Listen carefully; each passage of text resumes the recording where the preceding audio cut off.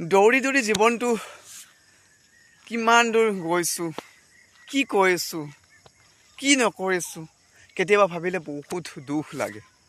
কাৰণ সেই গাটো, এই চেহেৰাটো দৌৰি দৌৰি কিবা এটা সপোনৰ কাৰণে কষ্ট কৰি দেহাৰ ঘাম মাটিত পেলাই ভাগৰি পৰিছোঁ।